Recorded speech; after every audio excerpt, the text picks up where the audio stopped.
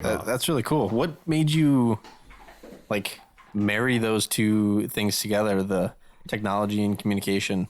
Like what was there something specific that motivated you to do that, or was it just something where you're like, "Oh, I like this. I like that. Let's do it."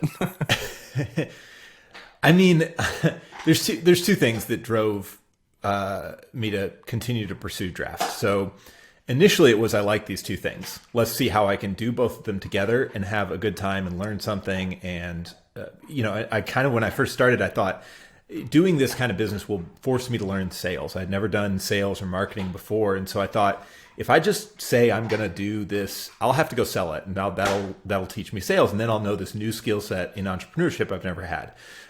So that was the original motivation. But actually, I think getting in further, what I've realized is there's so much pent up demand for this like specific set of skills and this kind of content that the market has almost driven the growth more than me personally.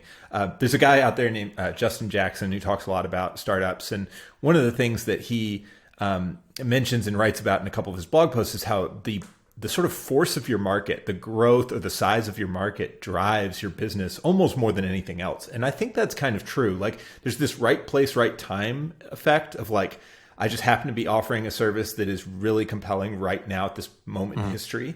And if it had been 10 years earlier, nobody would have cared. And if it's 10 years later, maybe nobody cares again. Our markets move really fast these days. And so I think there's kind of this like, just try a lot of things until you wiggle your way into a market that is all of a sudden just sucking you in. You can't stop it. Yeah. And I guess I want to talk about that a little bit because that is really, as an entrepreneur, as you're getting started, a lot of that is just kind of testing the waters and seeing where you can kind of fit in, but also getting feedback. So obviously, I'm trying to think. There was a specific book about a feedback loop. I can't remember the name. If I can think of it, I'll throw it in the show notes for this episode. But they talk about a feedback loop. So you put something out there, and then you get feedback on it. If it's good feedback, if it's bad feedback, whatever, you're able to make an adjustment, and then continue putting it back out into the world. And if you need to make pivots, you can make pivots, but it all stems off of getting that feedback. So I think that's really interesting that you started this thing and you kind of got that feedback. You were paying attention to everything going on. You're like, hey, there actually is a need. There's demand for this thing that I have to offer. How do we ultimately propel this out into the market further? But it did take a couple iterations to figure out the exact way to position it. So, when you say that, it makes me think like initially when I first started, I kind of said on my landing pages, we'll write any content that is aimed at software engineers. Well, that's really broad. So what it meant was that people would come to me and say like, oh, could you write our technical docs for our product? Could you write our emails that we're going to send out to engineers on our email list? Could you write our internal company blog that tells about our engineering team's projects they're working on?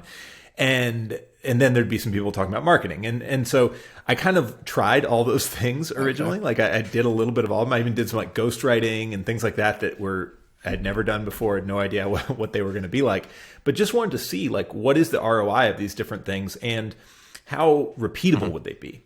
So when I went into this, I knew I didn't just want to be a content writer forever. I knew that if this was either a stepping stone to something else or it was going to be a nice little placeholder.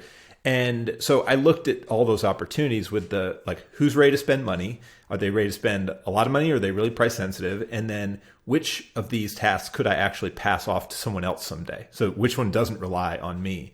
I think a lot of service-based businesses go for the high ticket consulting products or services because it seems like the hourly rate is there, right? So like I could have gone and offered technical content strategy services for $200 an hour, $250 an hour. And I could probably get to some really high rate where I would only have to work a few hours a week and I'd make good money, but it would never be without me. I would always have to require me to have really strong input into that business.